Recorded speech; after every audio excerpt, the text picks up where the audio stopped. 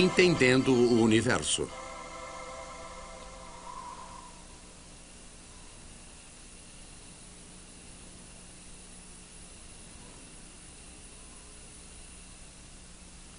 Olhando para o céu, não dá para notar. Mas alguma coisa está muito errada com o universo. Os astrônomos já suspeitavam disso há algum tempo. Agora, eles têm certeza. Primeiro, o universo pode ser bilhões de anos mais jovem do que deveria ser. Segundo, parte do cosmos se perdeu, uma grande parte. Várias descobertas recentes têm ameaçado derrubar nossa compreensão do universo, feito um castelo de cartas. Scientists generally agree that the universe is very, very old. But now there's a theory that it may actually be younger than it looks, if you look closely enough. O que está acontecendo com o universo? Os astrônomos têm descoberto, calculado e falado de fenômenos esquisitos, espantosos. Sussurros vindos do espaço, restos do momento da criação. Estrelas negras, estrelas canibais. As estrelas se juntam em galáxias que, por sua vez, se aglomeram em estruturas maiores e mais estranhas. Só recentemente começamos a entender o tamanho disso tudo. Descobrimos coisas tão pequenas. At a 10 millionth of a trillionth of a trillionth of a trillionth of a second. It's the earliest time we can really talk about. E dimensões tão vastas That's expanded by a fraction of a million times a trillion times a que os trillion. pesquisadores precisam de um jeito especial A billion times a trillion degrees. para traduzir as incríveis distâncias e tamanhos envolvidos na compreensão do universo. Imagine que tudo começa na cidade de Peoria. Peoria is the center of the universe.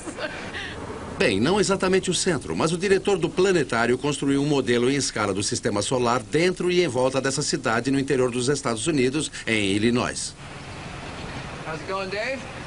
Morning, Phil. Morning. A little bit to the left. I think you missed a spot.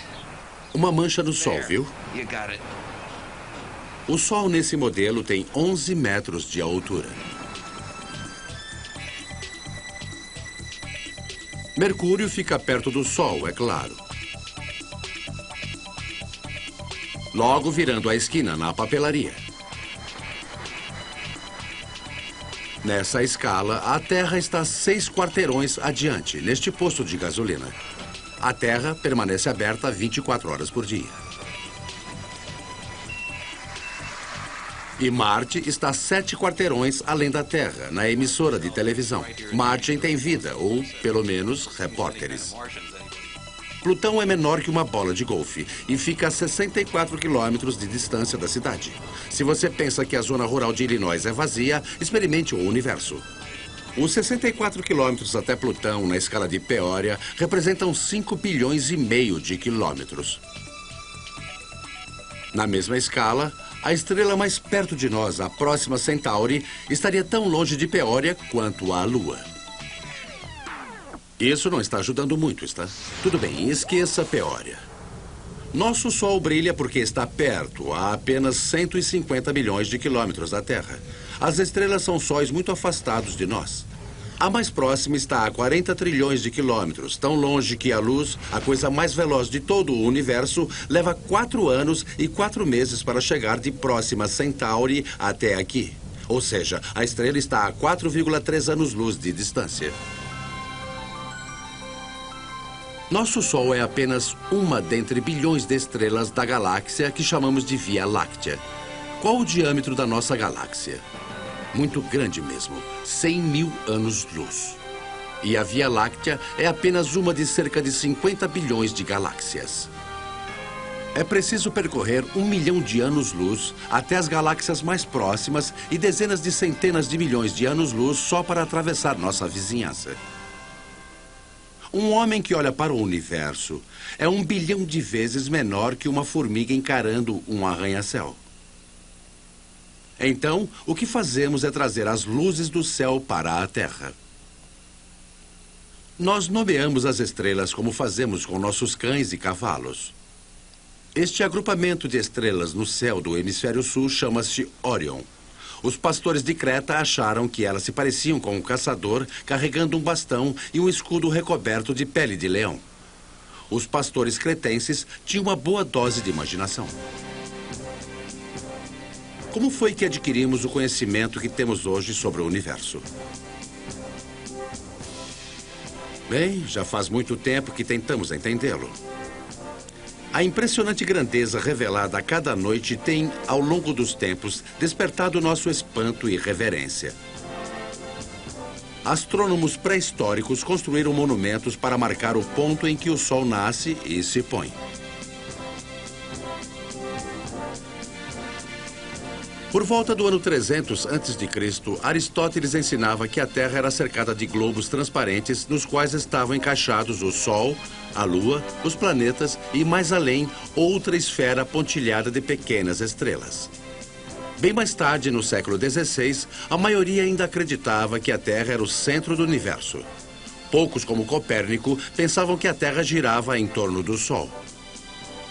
Então, em 1608, um italiano chamado Galileu ouviu dizer que se podia fazer uma luneta com 2 lentes e um tubo.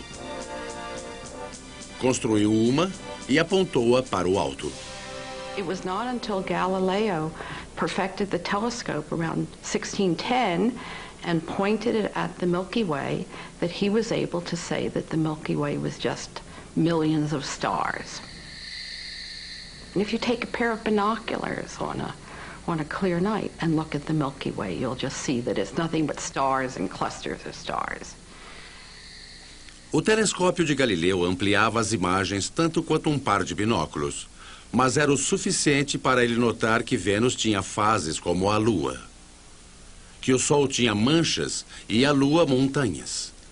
Viu também que Júpiter possuía 4 luas. As esferas cristalinas perfeitas de Aristóteles se quebraram e o universo deixou de ser simples. Havia outras coisas estranhas lá fora. Lembra-se de Órion? Bem, logo abaixo da espada havia uma estrela que nem mesmo os mais potentes telescópios jamais conseguiam colocar em foco. O objeto passou a se chamar nebulosa. E ao longo do tempo, os astrônomos foram achando muitas dessas bolas felpudas no céu. Avancemos alguns séculos.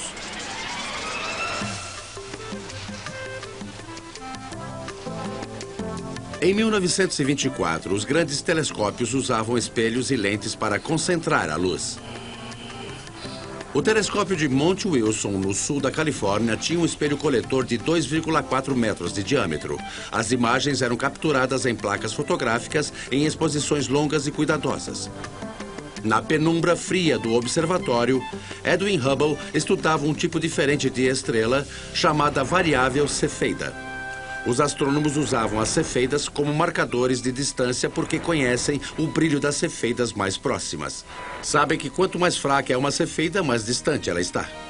Hubble procurava por cefeidas nas suas fotografias quando percebeu que o que estava vendo era uma galáxia separada da nossa, Andrômeda, a 2 milhões de anos-luz. Um monte daquelas nebulosas fora de foco revelaram ser galáxias como a nossa. E a luz dessas galáxias parecia mais avermelhada do que se podia esperar.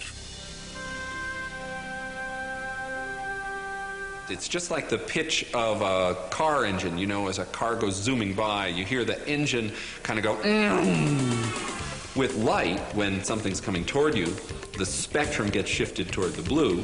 When it's going away, it gets shifted toward the red. Foi Hubble quem reconheceu o significado do desvio da luz para o vermelho.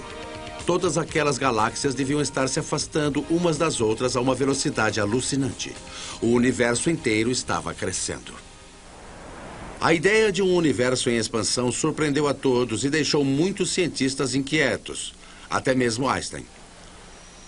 Os pesquisadores queriam acreditar num universo que sempre foi e sempre será igual e eterno. Mas as galáxias voando para longe umas das outras indicavam que em algum momento, muito tempo atrás, elas estiveram aglomeradas, todas juntas. Isso significava que algo as colocara em movimento. O universo teve um começo. Hoje, isso é o que chamamos de Big Bang.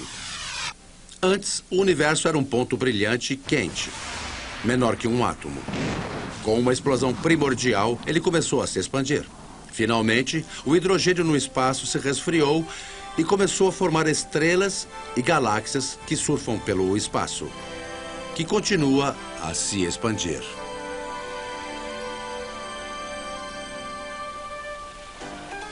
Agora podemos calcular a idade do universo. É o tipo de conta que você faz numa viagem de carro. Se sua velocidade é de 48 km por hora e se você percorreu 96 km, você sabe que viajou 2 horas. O desvio para o vermelho nos revela a velocidade das estrelas e as cefeidas nos dizem o quanto já viajamos. Quando os astrônomos fizeram a conta, descobriram que o Big Bang aconteceu há 15 ou 20 bilhões de anos. Há muito tempo e muito longe. E daí? Well, we're answering one of the most fundamental questions that human beings can pose, and that is, how old is the universe that we live in? How did it begin? And what's its evolution? Those are major questions. Those are major philosophical questions, questions that religions have touched on, philosophy has touched on, physics is touching on, mathematics is touching on. And the people who are eventually going to come up with what is going to be accepted to be the right answer will make history of a kind. They will have contributed significantly to human knowledge. That, I think, is why it's such an important set of questions. Nessa época da virada do milênio, temos a sensação de que a resposta a essas questões estão na ponta da língua.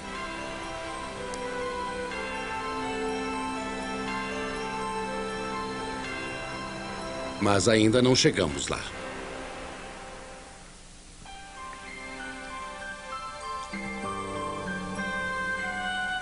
Os observadores de estrelas partem para as montanhas. O Monte Mauna Kea, no Havaí. Os Andes chilenos. O Monte Hopkins, no Arizona.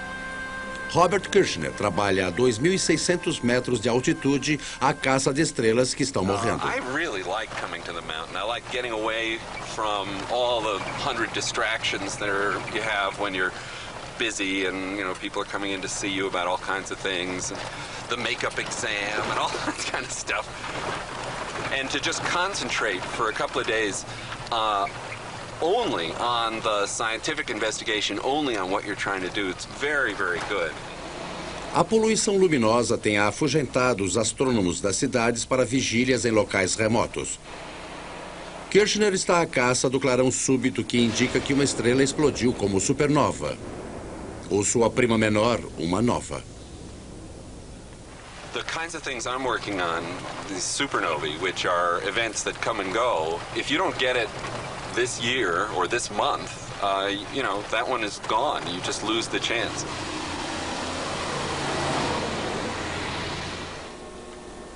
Uma supernova brilha de repente por poucas semanas como uma galáxia inteira. Se Kirshner e seus colegas conseguirem calibrar essas lâmpadas de flash, as supernovas podem provar ser melhores do que as cefeidas para medir distâncias. The game now for the supernovae, I think, is to find distant ones and to see if they really are the same as the nearby ones. Then we'll have a reliable tool to map out large-scale structure in the universe, and the supernovae, the Type 1 supernovae, look to me like a really good candidate for that. É fácil achar um lugar onde um dia esteve uma supernova. O espaço está cheio de nuvens de gás e poeira, marcando locais onde estrelas explodiram. Mas supernovas são raras. Uma galáxia com 100 milhões de estrelas tem apenas uma dessas explosões estelares a cada século. Kirshner observa e espera. Well, the heroic age of observing has really passed. It used to be that you would be outside the whole night long, instead of sitting in a control room where a television brings the signal in and you're operating on a computer keyboard. 24. Okay, get the CCD in the right mode. It's hard staying up all night. Is good. But there's a kind of sense of adventure to it that is a little bit like being a kid and lying out in the snow and kind of figuring out the constellations. Some of that is good for you, too. Yeah, fine. Breaking in the cookies already. Oh, I can have a cookie if You I have want. 10 hours to go. Look at all those cookies. I have one every half hour. I'll need the whole.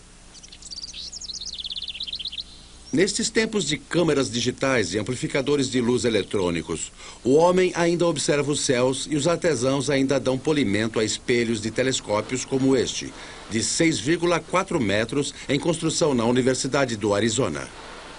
Uma coisa não mudou muito em 4 séculos. Os astrônomos ainda enfrentam um antigo inimigo, o ar. A luz treme ao passar pela atmosfera. O pisca-pisca das estrelas pode ser inspirador para os poetas, mas os astrônomos querem se livrar disso.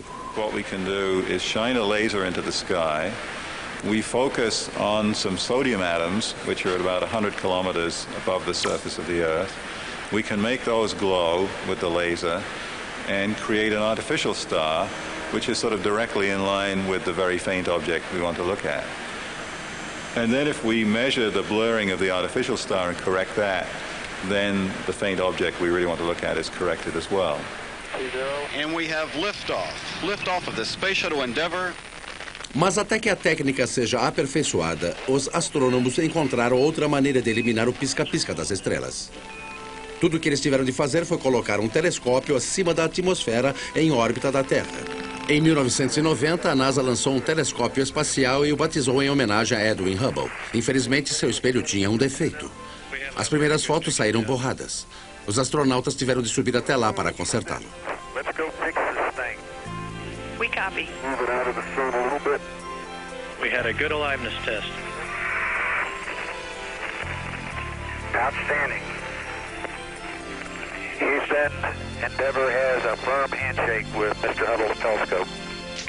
We copy that, Cubby, and there are miles galore down here. It could be real exciting for the astronomical community, I guess, and for the whole world to see what Hubble really can do with a good set of eyeballs. As fotos fora de foco deram espaço a imagens espetaculares de nuvens de poeira interestelar e de grandes galáxias. Em apenas um pedacinho do céu, um ponto que poderia ser encoberto por um grão de areia que você segurasse com o braço estendido, os astrônomos acharam 2.000 galáxias. Eles começaram a enxergar melhor do que nunca. So one way of looking at it is if there was a firefly in Tokyo, and here we are in Washington looking at it, we could tell if there was another firefly 10 feet away, we'd actually be able to distinguish them. Em 1994, no Instituto de Ciência do Telescópio Espacial em Baltimore, a astrônoma Wendy Friedman usava a nova visão aguçada do Hubble para observar os céus. E acabou dando início à controvérsia cosmológica da década. Yeah, I just wanted to ask you not to break out any observations until I give you a clear. So when were these images taken? Como Edwin Hubble, ela e sua equipe observavam aquelas estrelas que marcam distâncias. Cosmic rays aren't nearly as apparent. For our work, we need a telescope out in space because what we're after is a certain kind of star. It's called a Cepheid, and we have to be able to detect that kind of star against the background of a galaxy. And the Earth's atmosphere smears and blurs our view, and we can't detect those stars. Friedman conseguiu as melhores leituras de cefeidas numa galáxia vizinha e mediu sua distância. Usando o desvio para o vermelho, ela calculou uma nova idade para o universo. Our preliminary measurements indicate that the age of the universe is somewhere in the range from 8 to 12 billion years. And that immediately brings about a conflict with other ages that have been measured.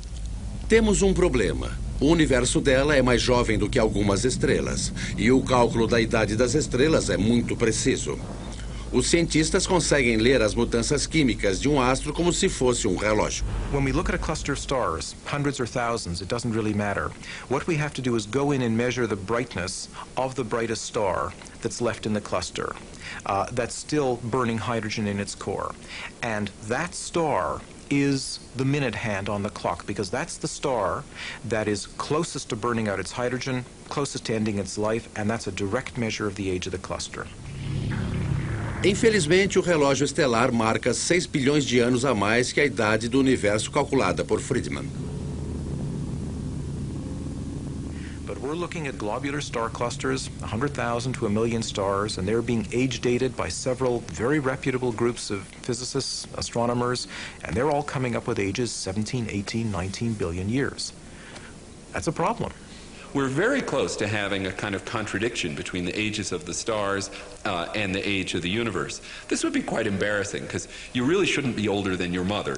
Clearly, if the universe is 10 or 12 billion years old, then there can't be stars in the universe that are 15 or 17 billion years old. That's not logical, at least if the entire Big Bang theory is right or even close to being right.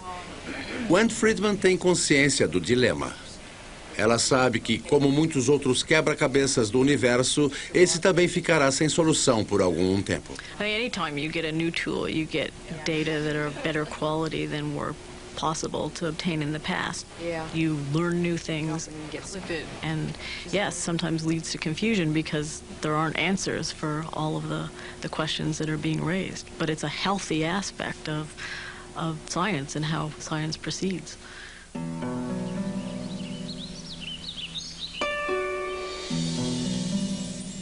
Há mais coisas no universo do que os olhos veem. Nós enxergamos apenas uma pequena parte de tudo o que acontece lá. O que chamamos de luz visível, o arco-íris do vermelho ao violeta, é uma pequena fatia de um espectro muito maior. Há outras maneiras de se ver. Com a tecnologia certa, pode-se olhar para o céu em todas elas, dos raios-x aos raios infravermelhos e às ondas de rádio. Nas últimas décadas, novos instrumentos revelaram um universo até então desconhecido.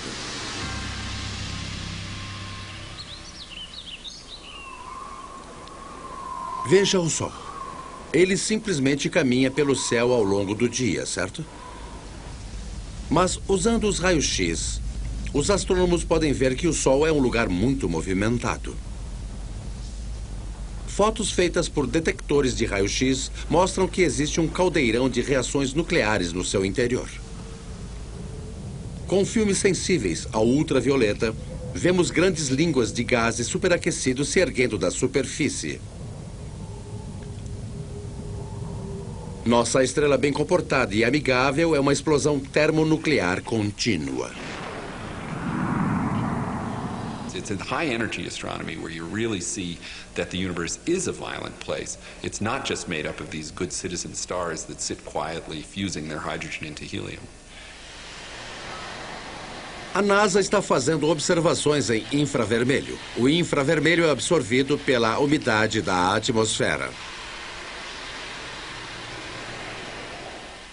Por isso, os telescópios são montados em aviões que os levam para além das nuvens.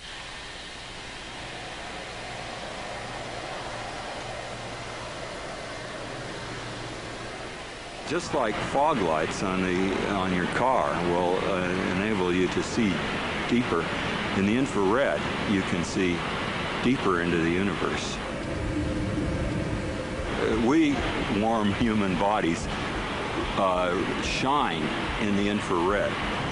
Anything at my temperature in the universe is emitting planets, comets, other bodies.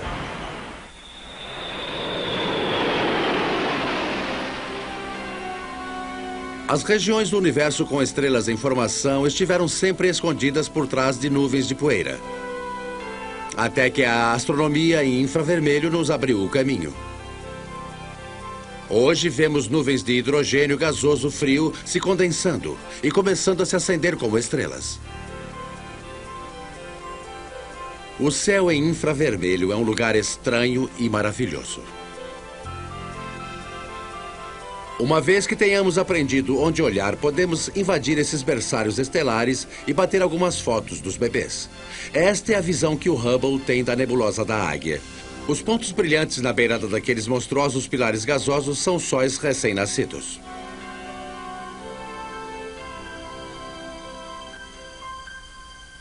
Os cientistas devem muito de sua compreensão do universo não somente às fotografias espetaculares, mas também à estática do rádio, um sussurro que vem do céu.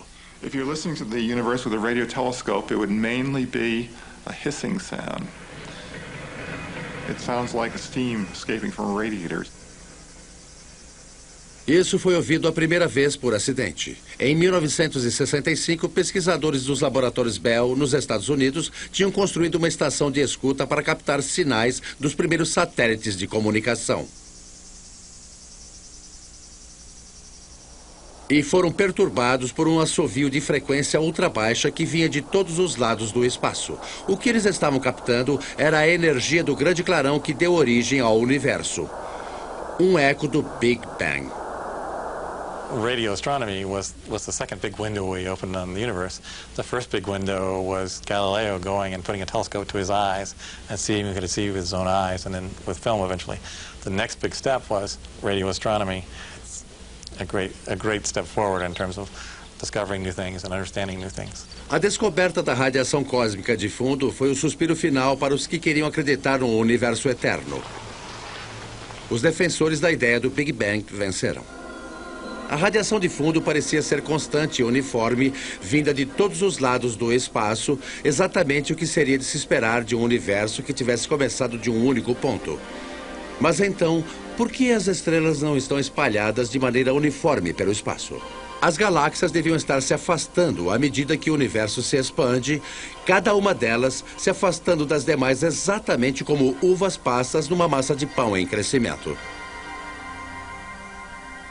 Astronomers had thought that the universe was sort of expanding uniformly and the galaxies were just going along, and that the only motion we should see is the Earth going around the sun and the sun going around the galaxy. But in fact, what we saw was that the largest motion of all was the galaxy itself moving. And that really surprised astronomers, and the only conclusion we could come to was that something was causing the galaxy to move away from just the simple expansion of the universe. And after thinking about it for a while, a conclusion was that there must be a large group of galaxies near us. Quando os astrônomos marcam a posição das galáxias em seus computadores, encontram cordões, aglomerados e paredes feitas delas. Como pode ser se os radiotelescópios diziam que a energia do Big Bang estava espalhada uniformemente pelo espaço? There had to be some seeds at the beginning. There had to be some small lumps in the early universe that are going to grow to create the structure. Assim, Smoot saiu à cata de irregularidades na radiação de fundo para mostrar que a explosão do Big Bang foi desuniforme. Em 1989, um pacote de instrumentos subiu a bordo de um satélite. O explorador da radiação de fundo, ou COB. O COB encontrou variações sutis na energia deixada no momento da criação. Anunciada em 1992, essa foi considerada uma das mais importantes descobertas do século. O universo passou a fazer sentido de novo. Mais tarde, Smoot disse aos jornais que essas rugas na radiação de fundo eram as maiores e mais antigas estruturas jamais vistas. Ele disse aos repórteres que vê-las era como ver Deus. And that's the one that the press grabbed on because that's the one people could relate to. And that got spread all over and got much more attention, including people from philosophy and religion coming in and asking questions. Mas apesar de os pesquisadores poderem finalmente explicar por que existiam estrelas, galáxias e coleções de galáxias, isso ainda não resolvia o outro grande problema. É mais ou menos como o antigo poema infantil. Outro dia, no alto da escada, encontrei um homem que não estava lá. Ele não estava lá de novo hoje. Ah, como eu gostaria que ele ficasse longe. The problem is that we know that at least 90% of the universe is something we don't know what it is. No final dos anos 70, a astrônoma Vera Rubin e sua equipe notaram algo estranho nas bordas das galáxias em espiral, semelhantes à nossa. Como destroços que caem num redemoinho, as estrelas na beira das galáxias deveriam estar se movendo mais lentamente do que as estrelas do centro. Mas o que Rubin viu parecia desafiar as leis da física. As estrelas de fora estavam se movendo tão rápido quanto as mais centrais. We live, sort of 2/3 of the way, we being the Earth, about 2/3 of the way out from the center of our galaxy, and we're orbiting at 500,000 miles an hour. That's pretty fast. Mais rápido do que deveria ser. Tais velocidades só poderiam ser causadas por um grande puxão gravitacional, o que exige mais matéria do que jamais se detectou lá fora. Muito mais. It was a shock to learn that when we were studying the universe, we really weren't studying the universe. We were studying just the 5 or 10% of it that was luminous. So it's like, I don't know, trying to study the Earth and just looking at Pennsylvania. Todas as coisas observadas no universo, os planetas, as estrelas, as galáxias, os aglomerados de galáxias, constituem apenas 10% do universo, talvez menos. As primeiras tentativas de rastrear a matéria perdida falharam. Esses 90% de matéria invisível são chamados de matéria escura. Mas ninguém sabe do que se trata. Talvez estrelas mortas, escuras, ou algum tipo de sujeira cósmica, ou ainda uma porção de coisas extremamente pequenas enchendo o espaço.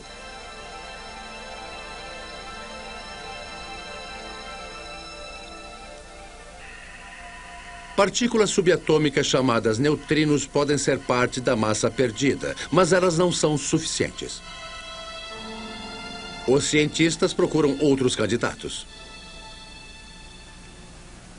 Daniel Snowden Ift diz que a matéria escura pode ser feita de algo que os físicos apelidaram de WIMPs, abreviatura de partículas massivas de fraca interação, em inglês. Se elas existem, são menores do que um átomo. A única maneira de detectá-las seria procurando por seu rastro. It's kind of like a ghost particle. It passes through matter without ever interacting with it, or I should say, hardly ever interacting with it. Every once in a while, a WIMP will come in and bump an atom out of wherever it's sitting, and that's the only indication that we would have that WIMPs exist. Ele está procurando por rastros impalpáveis que possam ter sido deixados em rochas de mica de 1 bilhão de anos. A mica tem uma das estruturas atômicas mais regulares de todas. Assim, se uma WIMP atravessou, deve ter tirado algum átomo de lugar.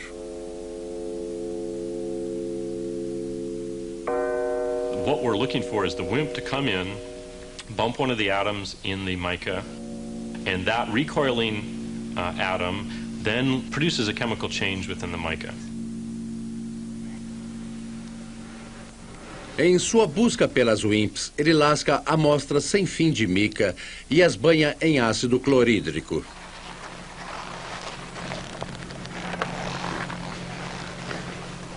It's a little bit like developing a photograph.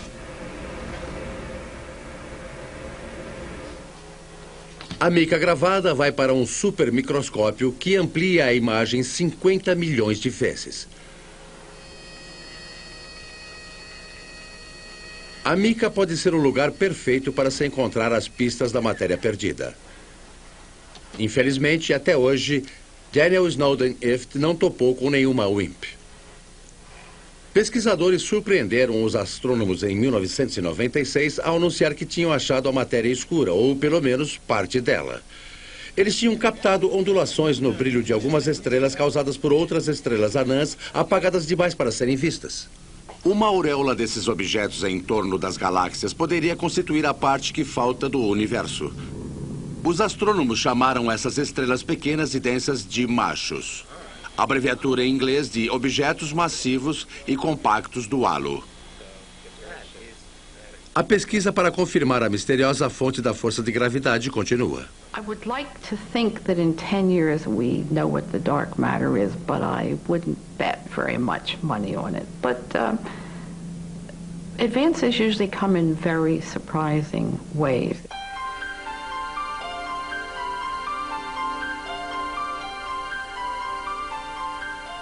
Mas afinal, por que nos importamos com uma coisa que não podemos ver e mal podemos medir? Porque isso pode nos revelar como o universo vai terminar. A matéria provoca a gravidade, e a gravidade é a única coisa que pode funcionar como um freio para a expansão que começou com o Big Bang. Se não existir matéria escura suficiente, o universo pode continuar se expandindo e resfriando até terminar. Não numa explosão, mas num calafrio. Se houver matéria escura suficiente, a expansão chegará a um ponto máximo e se inverterá, atraindo tudo de volta de novo, até que o Big Bang termine num grande esmagamento. E depois, quem sabe, um novo Big Bang comece tudo de novo.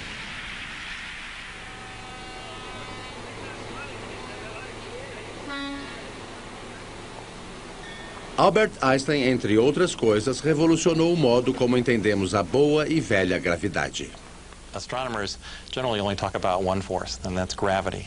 And the reason for it is almost everything that's important on the large scale, that is on the scale of planets and stars or the universe as a whole, is gravity. Desde Einstein, sabemos que a gravidade que derrubou a maçã de Newton da árvore não é um tipo de magnetismo. Ela é uma propriedade da matéria e do espaço. A matéria dobra o espaço. Quanto maior a massa, mais o espaço em torno dela é deformado. É por isso que a Lua gira em torno da Terra.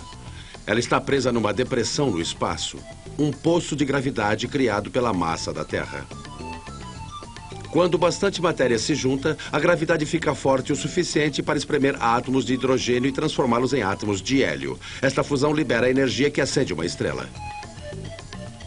Mas a gravidade é também uma assassina de estrelas. Stars are born, age, evolve, and eventually die, just like people.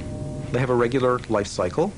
During the entire life of any star, there is this delicate balancing act, because gravity is always at work trying to crunch the star down into a small point, and the high internal pressures are trying to blow the star up and blow it apart. And for about 90% of the life of the star is in nearly perfect equilibrium. And it just sits there, burning away and producing radiation. Só que quando o combustível se acaba e o incêndio se acalma, a gravidade está livre para esmagar o astro. Uma estrela de tamanho médio como o nosso Sol queimará por 10 bilhões de anos. Aí então, num tipo de espasmo cósmico, ela se inchará e engolirá os planetas mais próximos, antes de desmoronar e se transformar numa anã branca. Uma estrela com 2 vezes a massa do Sol desmoronaria de um modo ainda mais violento. Terminaria como um corpo superdenso do tamanho da cidade de Nova York, uma estrela de nêutrons. Uma colher de chá da matéria de uma estrela de nêutrons pesaria 100 milhões de toneladas. Mas o que acontece com uma estrela maior quando seu fogo morre? Digamos, uma estrela 50 vezes maior que o Sol. Ela pode explodir como uma supernova, deixando uma estrela de nêutrons em seu lugar. Aí ela continuaria encolhendo até restar apenas um ponto infinitamente pequeno, com uma gravidade tão poderosa que nem mesmo a luz pode escapar. Um buraco negro. And the analogy that we have to space being stretched by the material is you have a rubber sheet and you put a ball on it and it causes a dent. Put a heavier ball, it'll cause a deeper dent. If you put a heavy enough ball, it'll just tear through the rubber sheet altogether. If you force too much matter into a limited amount of space, it'll just tear space like tearing the rubber sheet. Tudo bem se você está pensando que os buracos negros são algum truque excêntrico da ciência. Uma estrela infinitamente pequena e invisível desafia o senso comum. É o que acontece quando você olha para o universo através de cálculos matemáticos. Mas lá fora, no deserto do Novo México, os astrônomos descobriram que os buracos negros existem além das equações. 27 gigantescas antenas de rádio, cada uma com 24 metros de diâmetro, estão instaladas ao longo de 21 quilômetros para formar um único e imenso radiotelescópio. Eles chamam este enorme conjunto de antenas de VLA, sigla para Conjunto Muito Grande de Antenas, em inglês. James Moran é um dos primeiros radioastrônomos do mundo. The VLA has had a tremendous impact over the last 15 years. It's very important because it has tremendous versatility. You know, this technique of radio interferometers was developed after World War II, but this is the first really big array. There's 4 here. Dust obscures light rays, but this instrument can penetrate that dust because radio waves go right through the dust. and we can see down to the core of things that can't be seen in optical astronomy, for example. Acontece que um buraco negro pode criar sinais de rádio enquanto suga a matéria. Os sinais aparecem como feixes de micro-ondas, um laser de micro-ondas ou maser. Why you would find a maser in a black hole is a complete mystery. I don't think anybody would ever have predicted this. What we have found is that there's actually a very light molecular cloud in a disc shape. My friends refer to it as the maser frisbee. We didn't go looking there hoping to find something coming out of a very compact region around the black hole. It just plopped onto our computer printouts. Um buraco negro pode atrair poeira e gás da sua vizinhança para um disco rodopiante de moléculas. Essas moléculas liberam grandes rajadas de energia em rádio à medida que são sugadas. Parece haver buracos negros que não são feitos de uma estrela só, mas de aglomerados estelares inteiros, com massa 100 milhões de vezes maior que a do Sol. Esses monstros, ainda que infinitamente pequenos, são capazes de engolir outras estrelas. Mas para onde vai toda a matéria que cai num buraco negro? Escapa do universo? Possivelmente. Ou pode ser que ela brote em algum outro lugar do espaço. Com perdão pela metáfora indelicada, podem existir buracos brancos regurgitando matéria que foi engolida por buracos negros em outra parte do universo. Buracos de minhoca no tecido do espaço-tempo que levariam você de um ponto a outro sem cruzar o espaço entre eles. Ou ela pode ir para outro universo inteiramente diferente. O gênio da astronomia teórica Stephen Hawking propôs que os buracos negros de nosso universo podem muito bem dar origem a outros universos. De fato, pode haver uma grande quantidade de universos como bolhas em um banho. Nós não sabemos e provavelmente jamais saberemos. Se você caísse num buraco negro, seria esticado até ficar mais fino que um espaguete, o que não seria problema nenhum, já que o tempo teria parado. As regras do universo como nós as conhecemos parecem não valer nos buracos negros. E isso é o que acontece quando você começa a lidar com infinitos. Ficamos com um universo cheio de buracos. Um universo com espaço enorme para a imaginação.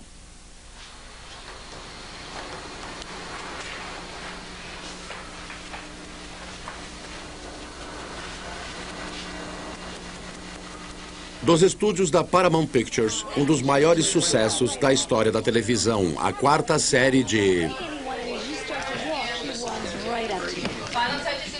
Jornada nas Estrelas.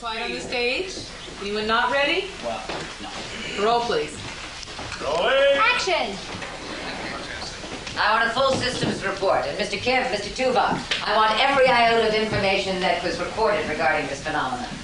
Let's see what you have, Mr. Kiev. There. It's registering only on subspace bands. We don't even have it on long-range sensors yet. Verteron emanations.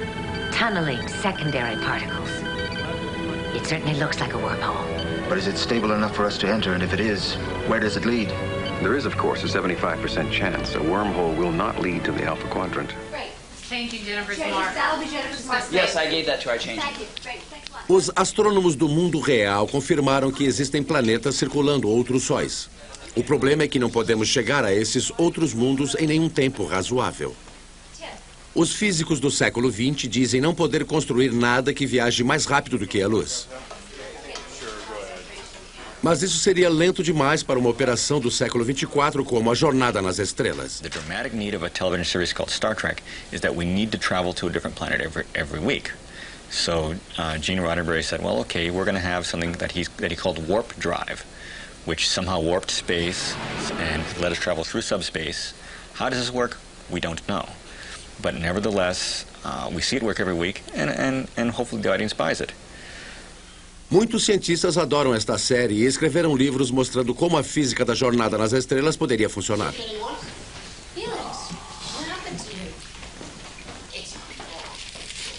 Afinal, não seria ficção científica se não tivesse ciência. O consultor científico de Jornada nas Estrelas, Michael Okuda. Our core fan audience is tremendously scientifically knowledgeable, and when we violate the laws of physics or the laws of physics according to Star Trek, they let us know, so they keep us honest. In the third season of the show, once we had a phaser come out of a photon torpedo port, something that I, to this day, don't know the difference between. And we got over 100 letters the next day. Any analysis yet, Ensign? Too far away. We'd have to be within 1,000 kilometers to get a detailed analysis. But that would mean a significant course change. Well, Mr. Kim, if there's even the possibility of finding a wormhole, I think we can afford a detour. Os cientistas levam os buracos de minhoca tão a sério que eles viraram exercício na aula de física de George Smoot. Dado um buraco de minhoca com alguns quilômetros de diâmetro, os estudantes devem calcular o que conseguiria atravessá-lo sem ser destruído pelas marés gravitacionais. The smallest piece of electronics that wouldn't be torn apart in terms of going through this. And the answer was, it's something that's smaller than a chip, but it's roughly the size of a chip.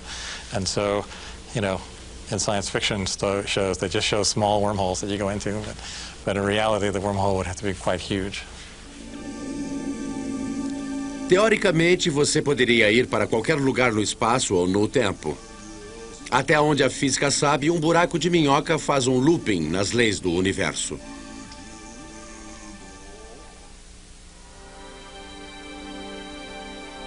Assim, restam questões. Por que algumas estrelas parecem ser mais velhas do que o universo?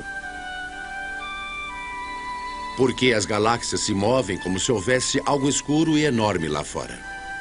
We're not making people live 200 years. We're not doubling the gross national product. What we are doing is enriching everybody's lives by trying to answer some of the questions that I think everybody's interested in. São algumas das questões mais antigas, perguntas das crianças. De onde nós viemos? Para onde vamos? Existem outros mundos? O que existe além do universo? O que acontecia antes que o universo existisse? O que vai acontecer depois que o universo acabar? You want to find out, well, where does science end and where does philosophy take over? And it's not clear where they do. A astronomia moderna é um assunto novo. A cada vez que temos um novo instrumento melhor para vasculhar o vazio, descobrimos surpresas. Dados e mais dados que não se encaixam perfeitamente.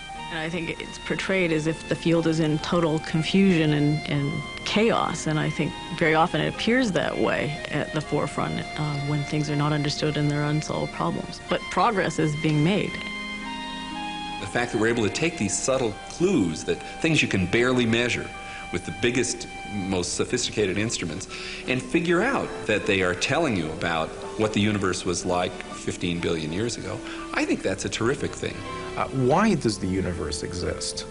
Given the fact that it does exist, the fact that it is as exquisitely beautiful, as exquisitely tuned as it is, that it works as astonishingly well as it does, and that we, very tiny creatures on a rather remote planet, not in any special place in the universe, have been able to evolve in this universe and sense the universe, the entire universe around us, that we can sense that there are things out to 15 billion light years away from us.